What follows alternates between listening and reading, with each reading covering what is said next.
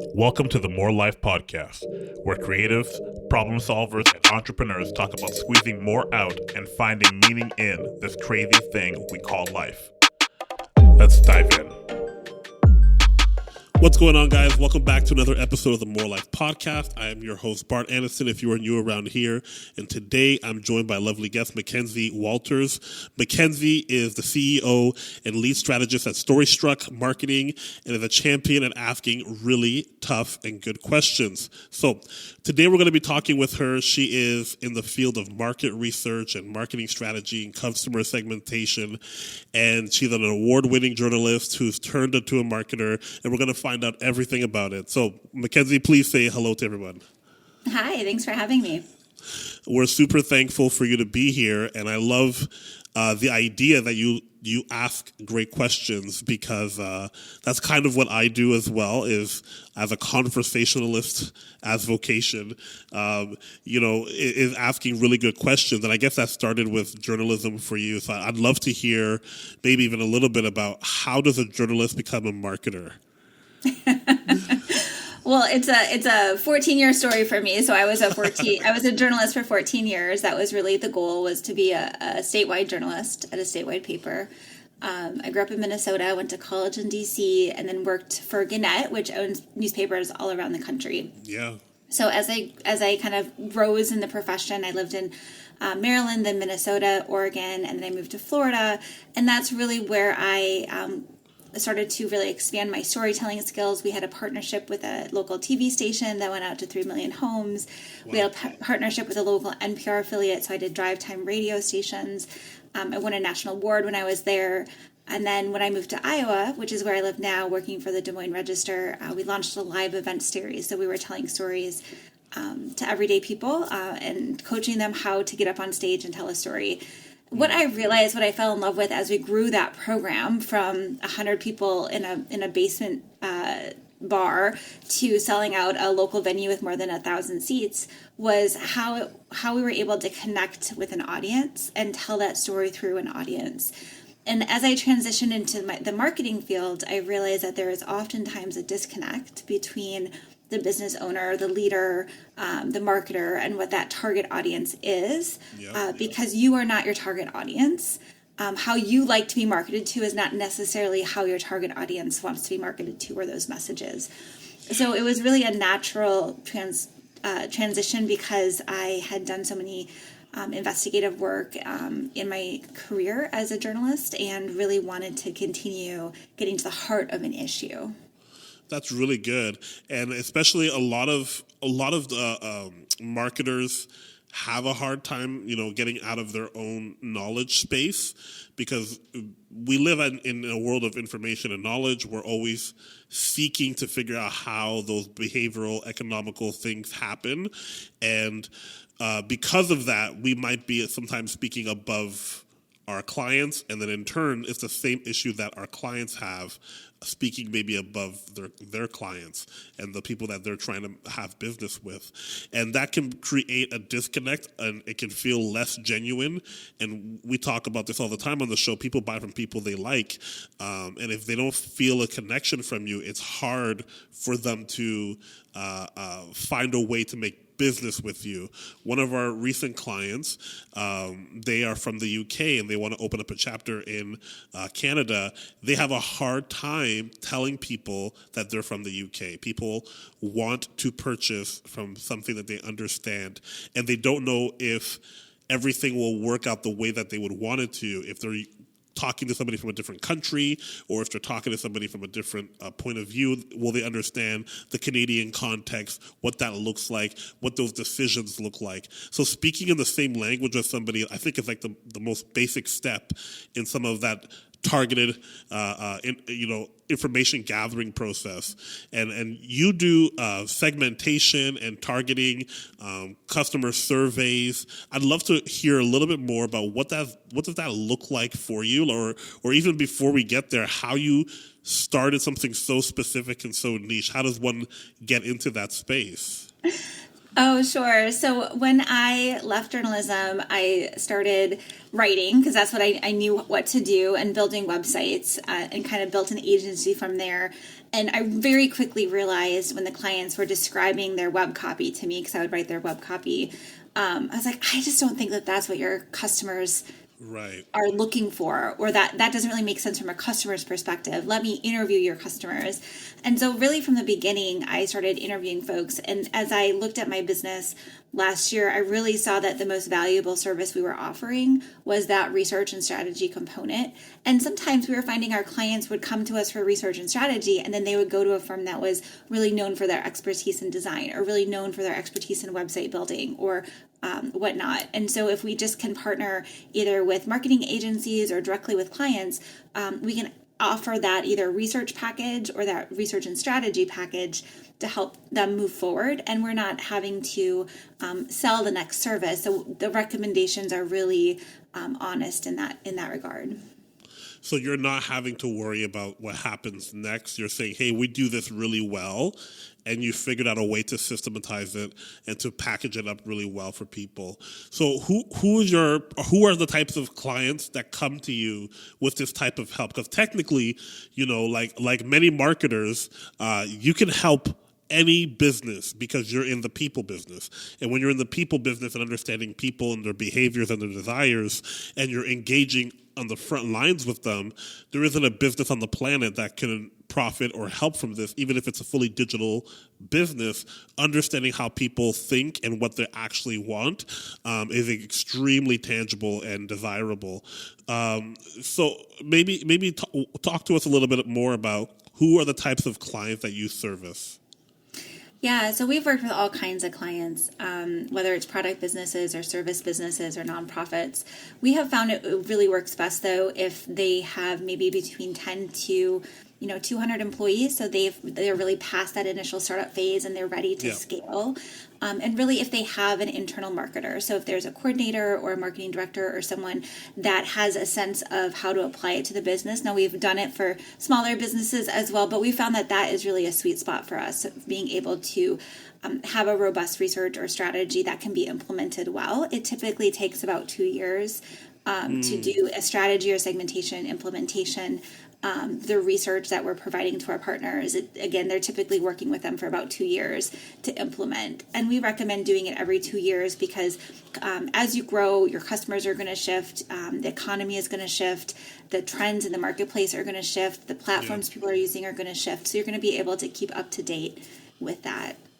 Yeah, there's a lot of moving pieces, especially nowadays with even, it's been all through the rage in the last couple of weeks of chat BTS or GPS in terms of GPT. Wow, I'm making up terms now. In terms of AI and the advancements and applications that people are seeing, how this can affect their business. And, certain businesses with the advent of new technologies can really start to pivot and start to shift in a different direction. So keeping a pulse on your customers is extremely vital. And we've seen that as well at CP. We see that as well in multiple of the clients that we work with. The clients that have the most success, and I want to get to success in a little bit, the clients that get the most success are the ones who serve and add value to their customers the most, or at least are the most intentional. And I'm talking about sustained success. Sometimes there's flash in the pan or virality that can happen within a company, but that doesn't mean necessarily that they are doing the right things that can sustain growth at scale, at a consistent pace. And so you have to really make an intentional effort to help your customers, because that's probably the best and most organic way to grow that can actually translate year over year to sustained growth. And I'd love to know a little bit more some of the growth stories, Mackenzie. Okay, a company comes to you and you're able to walk them through your process of how to dive deep, lean in, and to really get to understand and know their customers. How does that translate into bottom line? Because a lot of C-suite individuals, entrepreneur people that are kind of doing everything, it usually comes down to the bottom line. What is this going to do for my profit? How is this going to be worth it for me to spend this kind of money? Why do I need an expert? I already have a marketing director or somebody who does this in my firm. What's the advantage of coming to a specialist like yourself? Yeah, so I can tell you one example. We were working with a business. He had just purchased it from his father, longstanding business, and they really wanted to grow and scale rapidly. We did some research. It was a product-based business without getting into too much specifics. And so they not only had different segments that they were working on within their products, so different types of buyers within their products, but they also had distributors. And so by doing customer interviews, qualitative interviews, while we were doing one-to-one interviews with folks to better understand the day-to-day for them, what they valued in the product, what that purchase experience was like, where they hang out online, what kind of media they're consuming, why they choose the media that they do, how they describe the product themselves. We really dove deep into that customer journey to understand all of the different components that went into purchasing. And we could make some very specific recommendations. Now, when I offer a research package with another agency, they're doing the strategy, so they're taking the insight and they're applying it to the business. When I work directly with businesses, we can do that strategy for them. And so what we found is we compared what are you doing now to what does the research find, and you can very easily see the gaps when you do it that way. And what's interesting is the clients of mine, because we're making a direct link with the research, here's directly what your customers are saying and the summarized results that we're providing to what you can improve. They're better able to understand why a website update might be needed, or why the copy needs to change, or why the salespeople weren't able to navigate properly, or where the roadblocks were in the sales process. We also identify things that are going really well, which is really helpful for them to see that their hard work has paid off and that they could double down on that. And what it really does is it avoids the, I see some common pitfalls. So you have a business leader, or a marketer, and they start brainstorming. And we're people who have love ideas. We love brainstorming. And you fall into this trap of, well, this is how I like to be marketed to. Or you're in a group and here's how the group likes to be marketed to. But you're not your ideal customer. And large businesses know this. Large businesses spend money on marketing research because they know Millions. what they don't know. Yeah, and they do that just because they know that they don't want to make assumptions that could lead them down a path that would potentially be not as effective or efficient, or maybe even lose money if they're launching a new product. So it's really an upfront investment, but my clients have seen huge results. And that one client, he more than doubled his revenue in a year, and he's continued to grow significantly. And he was able to make some investments to obviously implement the strategy that he did. And so it's been really powerful to see the impact, because all of a sudden he had the confidence and the data to be able to make those decisions. That's amazing, especially for somebody who already had somewhat of a good business that he inherited, that probably was making some money, but he wanted to grow faster. He wanted to scale it to a bigger place. I think sometimes, the hard part, I feel this a lot because I'm still in that startup phase. I would consider myself in that startup phase. You're always fighting what I did to get here isn't going to be enough to go to where I need to go next. And that is a challenging, especially when you are, for us, we're growing fast. So we're consistently changing our SOPs. We're consistently changing our idea and how we're going to move the needle forward.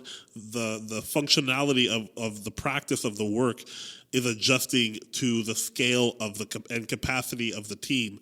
And if you're a company and you're saying, okay, I'm ready to go to even the next stage, you may have thought that you would have known what your target audience's behavior and sentiments might be, but tapping into that can actually open new doors for you. Maybe you have this segment and you understand them, but there is another segment or another vertical that you could be focusing on, and that's what's going to allow you to grow at scale. You can realize that there's actually a higher return on investment. The profitability is much better in this vertical compared to what you were originally doing. And I can't say this enough, having outside eyes inside of your business is so powerful, because there are so many people that have different perspectives. If you met Mackenzie and you met Bart in the street, we both might say that we're marketers, but we do two very different things. And so you never know what the different perspective is on how they are viewing your business and how they can support you and help you. And I think that's a very powerful thing for, especially for the listeners that are starting out. I feel that because you wear so many hats and you can get trapped in that silo of thinking that you know what's best or thinking that you're just trying to make it. And so you're like, okay, this is good enough. This is enough for us to launch a campaign. This is enough for us to produce some type of document or for us to make a strategy. But maybe that was good enough for when you were only doing X, Y, and Z in sales, or maybe when you were only servicing this amount of customers. And if your goal is to continue to grow, I would highly recommend getting more eyes at the collateral, getting more people within the room that are making the decisions so that you can maybe broaden the horizon, and keeping the customer in mind is always key. We started this maybe 2 years ago, where when we talk about the business and where our business is going, we kind of bring everybody in. Obviously, I'm the leader. I have big ideas that are probably sometimes too big to even share to people yet. But when we're talking about, okay, what is the 1 to 3 year plan, how we're going to execute, having more perspective and understanding who we're actually talking and dealing with is extremely powerful. So that's a great success story. That I love that what you talked about. And in service business, a lot of times what happens is your customers change. So maybe you start working with small customers, and the size of the customer, the sophistication of the customer changes. You're charging more money. You're taking on bigger, more complex projects. And so what the customer, if you think about segments in terms of size of customer, you can also think about it that way. And so that's the type of research we can do is really honing in on who are you trying to target, which might be a little bit different than who you're currently serving. Yeah, that's 100. You're preaching to the choir here. That's exactly where we're at, right? Where we service now much different types of clientele than what people may have known us for. We were doing kind of any and everything, 3-4 years ago, anything to pay the bills, right? When you're starting out and you're in that startup phase, especially as a service provider in a creative space, you're not honed in enough yet. And a lot of people fall into that trap, and then eventually you start finding a rhythm and a pace, and you see, oh, this is the cadence that I can run with, and these are the type of clients that I want to talk to. That's going to provide you a lot more clarity. And then once you niche down, you might say, well, for us to do X, Y, Z well, we're going to need to focus on this segmentation of our audience even more, and maybe bring it a little bit more narrow, have different levels of qualification for us to be working together. Those are the type of things that I think are extremely powerful to be thinking about as early as possible. One of the things, Mackenzie, that I've always found hard is when you're young or you're new per se in your field, you feel like you're wearing so many hats, and that you're running at maybe too fast, and you're just trying to just do the thing, because starting something from scratch is complicated. It's hard. But the moment you realize that you can find a way to do less and do it better, find a way to do fewer things that are more valuable to the client, you start to gain a little bit more of your time back. You start to gain a little bit more of that peace back. Because, sometimes the chaos, it's okay to have a sprint, but your whole life can't be a sprint and chasing and chasing and chasing. So there's a point where it's like, I need to find what really works if this is going to be a viable business. I'm sure you felt the same way, where you're like, oh, I see where this can actually work, in starting your company, and where it's like, I don't have to do X, Y, and Z. I just need to do one piece and do it well, and I will actually have a more focused, potent effort towards my goals and towards my business. It really does make some of the decision making in terms of who do you talk to, who do you connect, how do you do your own marketing, all of those things easier. And I absolutely agree with you. When I was in journalism, and that's a really adrenaline packed field. One of my editors early on said, this is a marathon. This is not a sprint. And so it's important to pace yourself. And there's going to be times when you need to push harder. And there's going to be times when it's okay to pull back. And I really do feel like the entrepreneurial journey is very similar.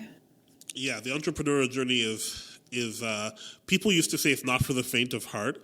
I think it's for the people that are disciplined enough to find the right pace. There are a lot of people that make it seem like it's this hardest thing. You got to be up at 3:00 in the morning. I even see this on TikTok this morning. I saw this. I saw this woman, and she's up at 4:45. God bless her.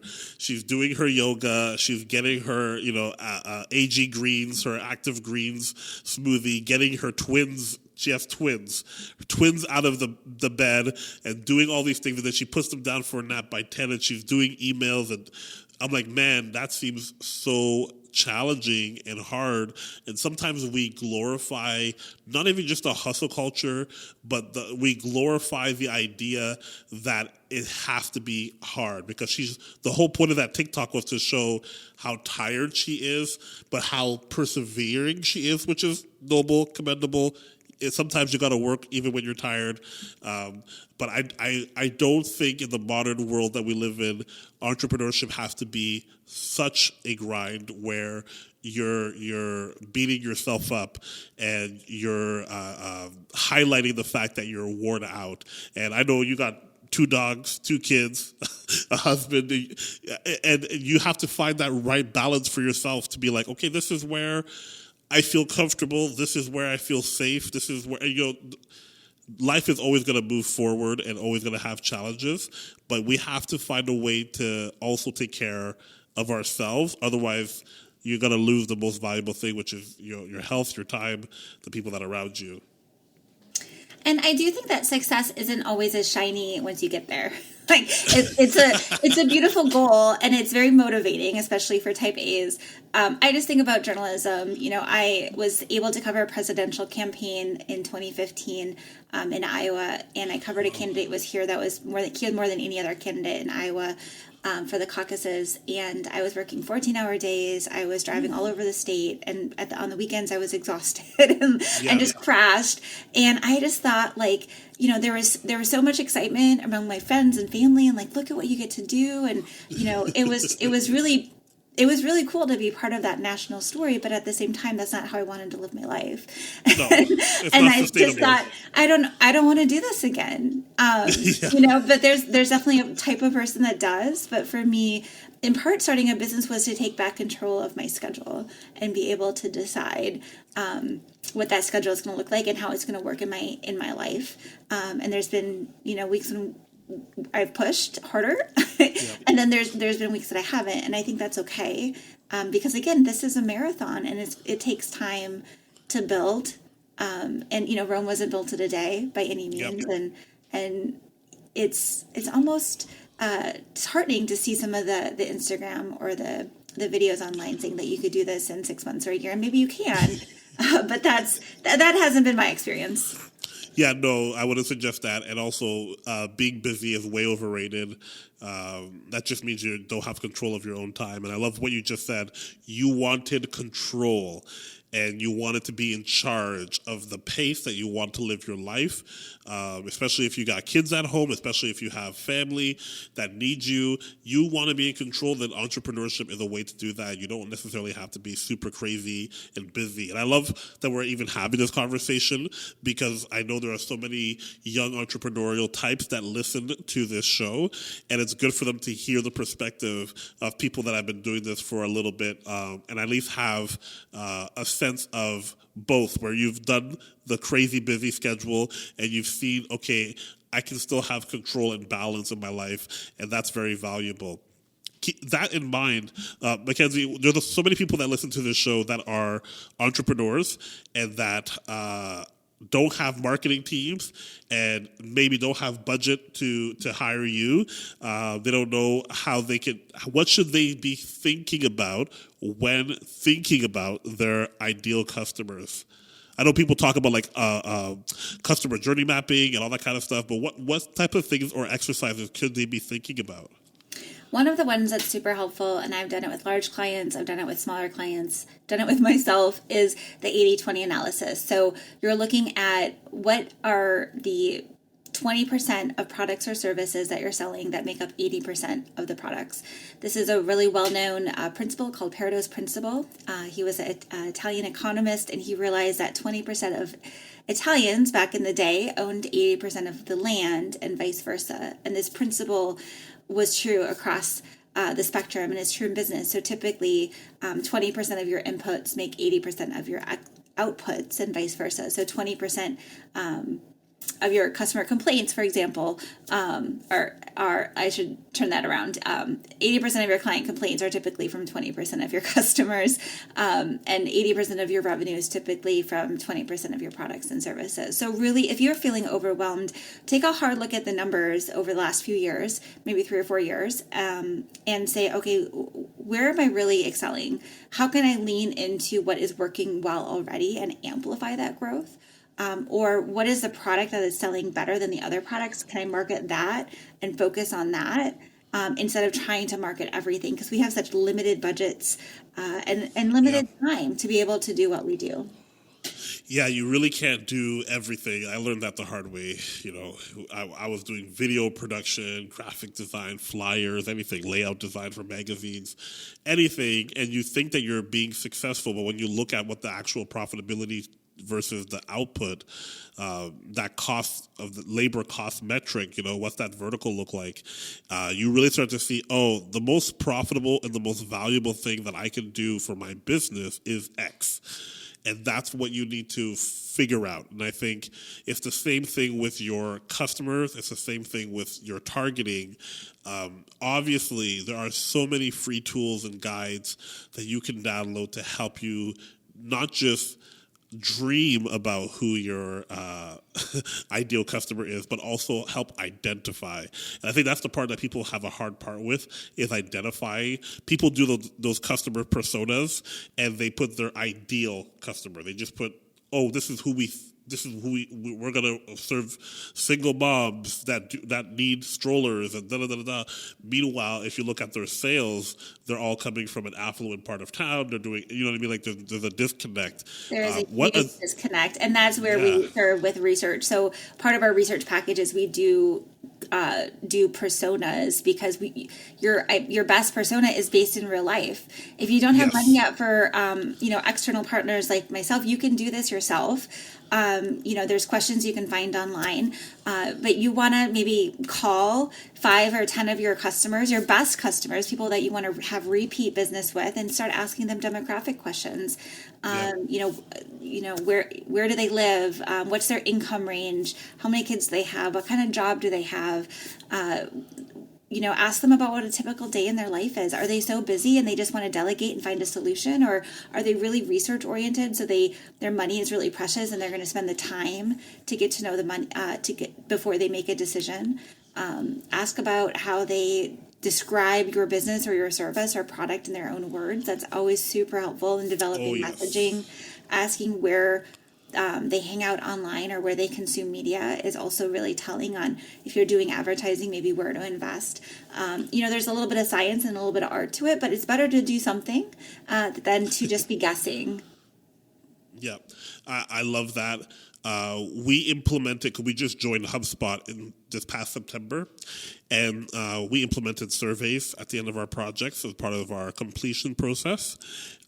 Hugely, it's so beneficial. I can't stress it enough about how much information and how we message, especially the messaging part, because people use similar words, and you start to see the patterns.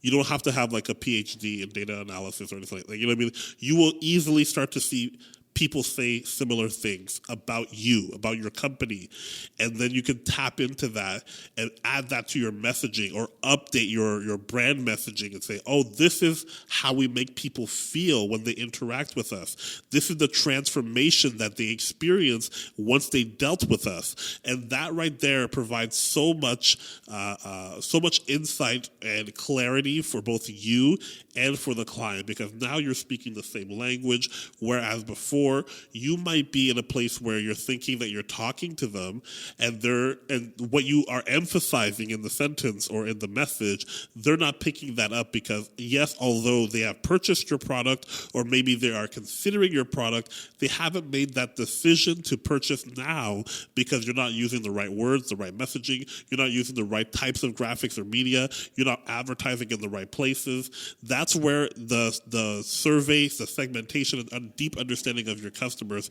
is going to be extremely valuable. Yeah.